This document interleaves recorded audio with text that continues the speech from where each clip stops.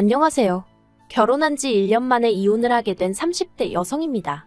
제가 오늘 이렇게 사연을 쓰는 이유는 책임지지도 못할 소리를 함부로 하는 남자와는 아예 시작도 하지 말라는 말씀을 드리고 싶어서예요. 사실 제 얼굴에 침 뱉기 같아서 친구들한테는 차마 말하지 못했지만 저 역시 남편과 연애를 시작할 땐 남편이 그렇게 무책임한 사람인 줄 몰랐어요. 남편과는 사회생활을 하면서 자연스럽게 알게 된 사이예요. 오며 가며 서로에 대한 호감을 갖게 되었다가 남편이 먼저 한번 만나보고 싶다는 표현을 해오면서 연인이 되었지요. 당시 저희 둘 다 20대 후반으로 결혼까지 생각하고 시작한 만남은 아니었고요. 하지만 인간관계라는 게 제가 뜻한 대로만 흘러가는 건 아니대요. 사귄 지 3년쯤 되니까 남편이고 저고 누가 먼저랄 것 없이 우린 나중에 결혼하면 이렇게 살자. 애는 몇 명 낳자. 약간은 농담처럼 이야기를 나누기 시작했거든요. 근데 솔직히 연인 사이에 의뢰하는 이야기 정도로만 생각했던 제가 어리석었지요. 왜냐하면 그러다 보니까 어느샌가 저희 둘이 결혼하는 게 당연한 일처럼 되어 있었거든요. 그래서 남편을 사랑한 것과는 별개로 결혼에 대한 100%의 확신이 있어서라기보다는 약간은 분위기에 휩쓸려서 결혼을 하게 된 듯합니다.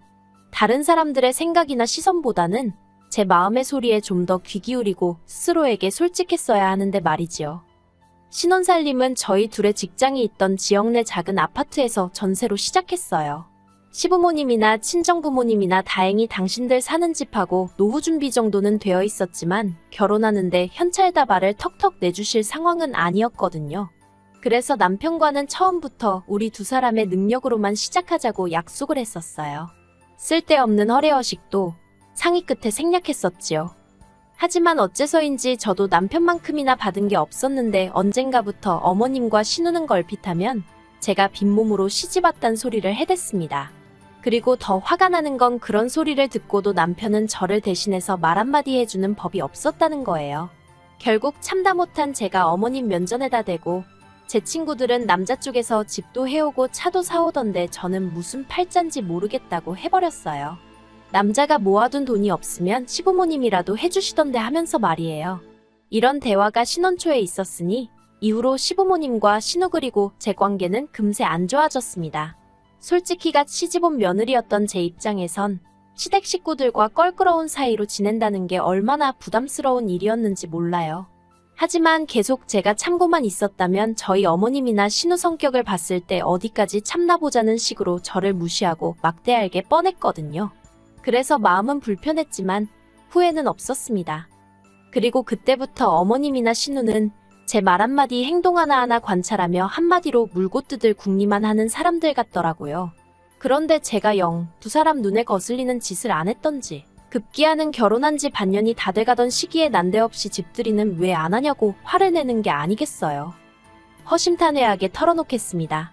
집들이를 안 했던 이유는 단순했어요. 일단 저희 아파트는 지어진 지 30년 가까이 된 구축이었거든요. 그래서 벽이 무너졌거나 물이 안 나오고 그런 것은 아니었지만 어쨌든 요즘에 지어진 집들처럼 환하고 세련된 멋은 없었지요. 하지만 제 집도 아니고 전세였으니 답답하긴 했어도 제 생돈을 들여서 고치기는 그렇더라고요. 그래서 그나마 새로 한 것이라곤 도배밖에 없었고 상황이 그렇다 보니 좋은 가구를 들이기도 그렇더라고요.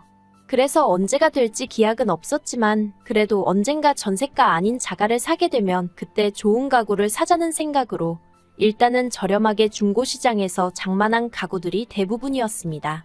그렇다 보니 솔직히 살기야 살고 있어도 남을 불러서 자랑을 한다던가 그러고 싶은 마음이 없었네요. 한편 결국 남편이 저에게 통보하듯 집들이를 하기로 했다고 알려왔어요. 제가 남편에게 적어도 나랑 상의는 하고 그런 결정을 내렸어야 하는 거 아니냐니까 자기도 어머님과 신우한테 시달리는 게 너무 힘들어서 충동적으로 그랬다나요. 그리고는 어차피 한 번은 해야 할 것 같으니 좋은 마음으로 하잡니다.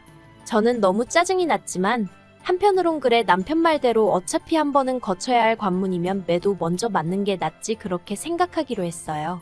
그리고 어머님 아버님 그리고 신우만 초대하면 세 사람밖에 안 되니까 음식하고 그러는 게 얼마나 힘들 것 같지도 않았고요. 그런데 집들이를 하기로 한 전날 어머님한테 연락이 왔습니다. 어머님 아버님 신우뿐만 아니라 어머님 친척분들도 오실 거라면서 음식을 넉넉히 준비하라고요. 제가 남편더러 갑자기 이렇게 바뀌는 법이 어딨느냐고 당신이 어머님이랑 통화 좀 해보라 했어요. 그러자 남편은 자기가 통화하면 뭐가 달라지겠냐고 어머님 기분이나 상한다며 그냥 기왕하는 거 좀 더 넉넉히 준비한다 생각하라대요. 하지만 말이 쉽지. 눈앞이 깜깜했지요. 어머님 아버님 신우 그리고 저희 부부까지 5사람에 맞춰서 장도 다 봐놨고 어떻게 할지 구상도 마쳤는데 이제 와서 갑자기 친척들이 온다니. 아무리 생각해도 도무지 답이 안 나와서 그러면 내일 아침에 당신이 나를 좀 도와줘야 한다고 했어요. 가서 부족한 재료도 사다 주고 잔심부름도 들어줘야 한다고요. 그랬더니 남편이 흔쾌히 알겠다고 하대요. 하지만 이튿날 아침 일어나니 남편은 벌써 어디를 갔는지 안 보였습니다. 비어있는 침대를 보니까 어찌나 열이 받던지 바로 전화를 했지만 받질 않더라고요. 어디 네가 이기나 내가 이기나 한번 해보자는 심정으로 5번을 내리 걸었는데도 안 받대요. 그리고는 11시가 다 되어서야 집에 왔는데 어딜 갔다 오느냐니까 밖에 날씨가 너무 좋아 보여서 뒷산에 갔다 왔답니다. 어처구니가 없고 남편이 어찌나 한심해 보이던지 제가 남편더러 장난하는 거냐고 쏘아붙였어요. 그랬더니 지금부터 도와주겠다나요? 저는 됐다고 남편에게 대꾸하곤 입고 있던 앞치마를 풀어서 남편 가슴팍에 집어던졌습니다. 그리고는 나머지는 당신이 알아서 하라고 했어요. 장봐오기부터 시작해서 밑준비까지 제가 다 했으니까 굽던지 찌던지 그건 당신이 알아서 하고 손님 맞이하라고요. 그러고 저는 제 핸드폰과 차키를 챙겨서 현관을 나섰습니다. 남편이 저더러 이렇게 해놓고 지금 어딜 가냐며 화를 내길래 나도 날씨가 너무 좋아 보여서 친정에 간다고 받아쳐버렸지요. 그리고는 저는 진짜로 친정에 갔어요. 사실 친정은 저희 집에서 차로 40분 거리로 그렇게 멀진 않았거든요. 하지만 결혼 후에는 특별한 이유 없이는 찾아가지 않았습니다. 친정 부모님도 각자 하시는 일이 있어서 바쁘시기도 했고 솔직히 결혼 후부턴 보통 힘들고 지칠 때마다 친정 생각이 많이 났는데 행여 친정 부모님이 속상해 하실까봐 더 발걸음을 안 한 것도 있네요. 아무튼 그렇게 친정에 도착하니 친정어머니가 깜짝 놀라시면서 연락도 없이 무슨 일로 왔냐고 하셨습니다. 그런 친정어머니께 저는 그냥 엄마가 해주는 밥이 먹고 싶어서 왔다고 했어요. 하지만 그 말에 많은 뜻이 숨어 있다는 걸 굳이 설명하지 않아도 친정어머니는 바로 이해하시더라고요. 무슨 속상한 일이라도 있었냐면서 이야기해보라고. 그래서 그간 어머님이나 신우가 저에게 함부로 했던 것부터 시작해서 집들이 얘기까지 다 털어놓았습니다. 친정어머니는 한참을 말없이 듣고 계시더니 오늘은 어쨌든 왔으니까 좀 쉬다 가라 하셨어요. 저더러 잘했다 못했다 그런 말씀은 안 하셨고요. 그리고 한편 제 핸드폰은 불이라도 난 것마냥 계속해서 전화벨이 울려대고 나중엔 문자가 폭탄처럼 오대요. 남편은 저더러 무책임하다. 일을 이렇게 벌려놓고 어쩔 셈이냐? 아주 혼자서 똥줄이 탔는지 난리가 났더라니까요. 그리고는 급기야 어머님으로부터 전화가 걸려왔습니다. 저더러 지금 당신 얼굴에 먹칠을 하려고 작정을 했냐면서 이게 무슨 짓거리냐고 화를 내시대요. 그래서 처음부터 집들이도 어머님하고 어머님 아들 둘이서 정한 일 아니냐고 왜 저한테 그러시냐 했어요. 그래도 제가 식사하실 수 있게 밑준비는 다 해놨으니 남편더러 차리게 하시란 소리도 했고요. 어머님이 저더러 하는 짓마다 마음에 안 든다고 하시던데 제가 차마 저도 어머님 하시는 행동 다 마음에 안 들어요 그 소리는 못했네요. 저는 저녁 8시가 다 되어서야 집으로 돌아갔습니다. 집에 도착하니 가관도 아니더라고요. 부엌은 엉망이 되어 있고 거실에서 뭘 했는지 장판도 여기저기 찍혀 있고 전세 끝나고 물어주고 나갈 생각에 벌써부터 머리가 지끈거리더라니까요. 그리고 그때 남편이 저를 보더니 진짜 이렇게 했어야 했냐입니다. 그래서 저도 남편에게 당신은 내 부탁을 귀등으로도 안 듣지 않았냐고 그래놓고 나에게 뭘 바라냐 했어요. 그러자 남편이 할 말이 없다면서 이렇게 제가 화를 낼 줄은 몰랐다고 미안하다 하대요. 솔직히 그 미안하단 말 한마디에 제 마음이 전부 다 풀리지는 않더라고요. 하지만 친정부모님이 하신 말씀도 있고 일을 더 키우고 싶지도 않아서 그 정도로 하고 넘어갔습니다. 그런데 이게 웬걸. 사람이 집어릇게 못 준다더니 또 무턱대고 일을 벌려놓고 저를 찾더라니까요. 지난달 어머님의 생신이었어요. 진작부터 남편과는 양가 부모님 생신은 각자 알아서 잘 챙기자는 쪽으로 이야기를 했었거든요. 그래서 친정부모님 생신 때도 제가 주도하여 남편을 데리고 가서 밥 한 끼를 먹고 왔고요. 용돈도 재벌이에서 드렸어요. 하지만 그랬음에도 불구하고 친정부모님이 그것만으로도 저희 부부에게 고맙다며 특히나 남편 생일 때는 정말 상다리가 부러지게 생일상을 차려주시대요. 필요한데 쓰라며 용돈도 50만 원이나 주셨고요. 솔직히 저야 시부모님으로부터 그런 대우를 받을 거란 일말의 기대조차 없었기에 남편이 저희 친정부모님으로부터 받는 모든 것들이 부러웠어요. 서운하기도 했고요. 그런데 어머님의 생신이 돌아오자 아버님 때와 마찬가지로 외식을 하려고 했는데 남편이 집에서 생일상을 차려드리기로 했답니다. 그러면서 하는 말이 집들이 때 이후로 제가 어머님한테 점수가 많이 깎였대요. 그래서 자기가 일부러 제가 어머님 생신을 챙겨드리고 싶어 한다고 그랬다는 거예요. 황당해서 왜 없는 소리를 지어냈냐고 물었습니다. 그랬더니 안 그러면 도대체 어머님한테 언제 점수를 딸 생각이냐대요. 그놈의 점수 타령에 얼마나 짜증이 나던지. 저는 남편더러 나는 내가 하지도 않은 말로 점수를 따고 싶지도 않고 억지로 생신상을 차려드리기도 싫다 했습니다. 회사 일로 바쁘기도 하고 지난번에 집들이 음식 준비하면서도 정말 너무 힘들었다고요.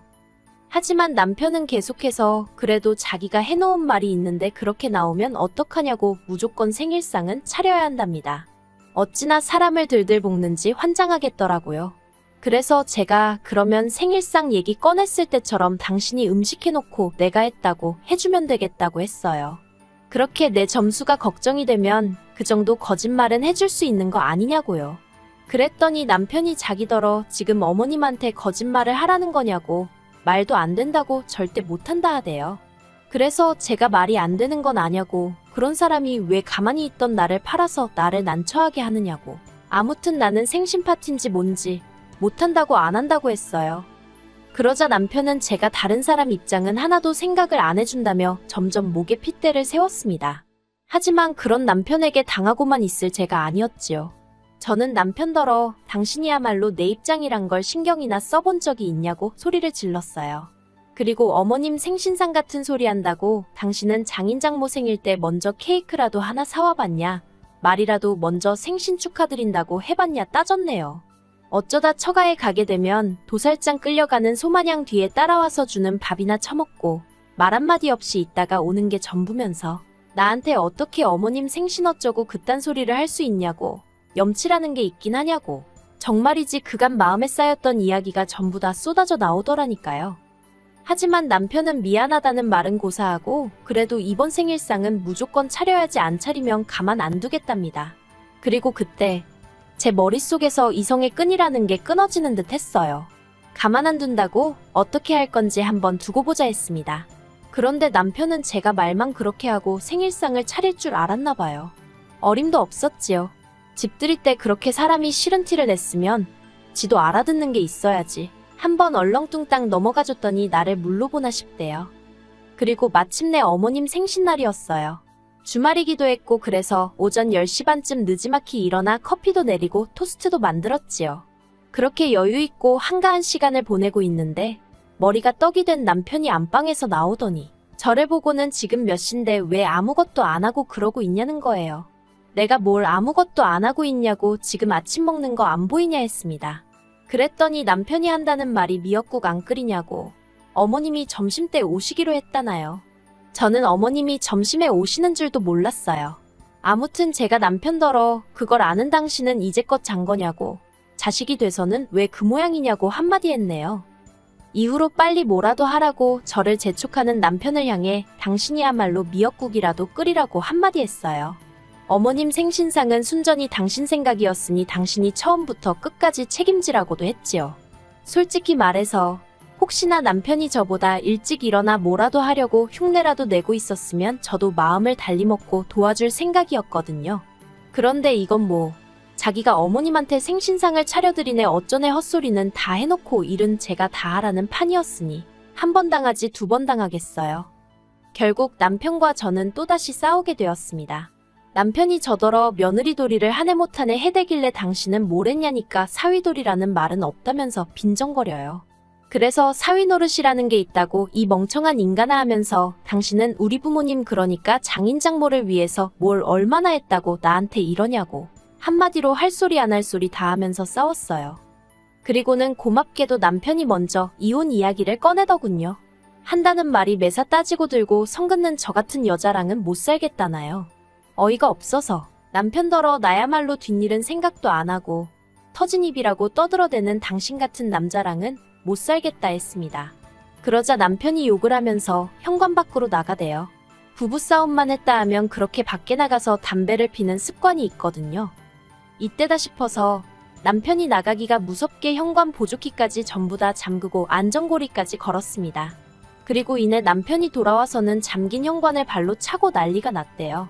게다가 그새 시간이 흘러서 어머님 아버님의 신호까지 왔더라고요.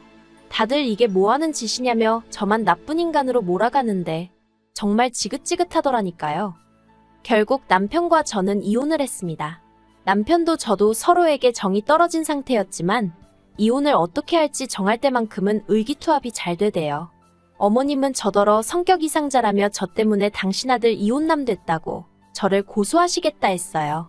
그래서 하시라 했습니다. 그러면 저도 어머님과 신우의 억지와 시비 때문에 남편과 사이가 틀어져서 이혼까지 했다고 어머님하고 신우가 저희 가정을 파탄냈다고 똑같이 고소하겠다 했지요. 솔직히 변호사 말로는 소송으로 해도 제가 이길 건데 다만 같이 산 기간이 얼마 안 되니 위자료는 거의 못 받을 거다 했거든요. 이혼 후 저는 친정부모님과 다시 합가를 시작했어요. 그리고 아무렇지 않은 척하고 있지만 사실 이제 내가 이혼녀구나. 솔직히 그 생각만 하면 왠지 모르게 움츠러드네요. 그래도 저를 응원해주는 사람들이 더 많은 걸 알기에 힘내보려고 합니다. 한편 남편의 경우 들려오는 소식에 의하면 기어이 그 생각 없이 말하는 버릇 때문에 큰 코 다쳤더라고요. 이혼 이야기가 오가던 당시 남편은 자기가 곧 승진을 하게 되었다며 무척이나 거들먹거렸는데요. 알고 보니 승진을 할 예정도 아니었고 순전히 자기가 잘못된 몇 개 서류랑 사장이 다른 사람들하고 나눈 이야기를 엿듣고 그렇게 소문을 내고 다녔던 거더라고요. 근데 문제는 그 이야기가 사장 귀에 흘러들어가서는 사장이 남편더러 경거망동하는 것이 믿을 수가 없다며 오히려 좌천을 시켰다는 거예요. 솔직히 그 이야기를 들었을 땐 언젠가 그놈의 입 때문에 망할 줄 알았기에 놀랍지도 않았지만요. 하긴 이제 뭐 남남인데 무슨 상관이겠어요. 저는 저대로 제 앞가림이나 잘하렵니다.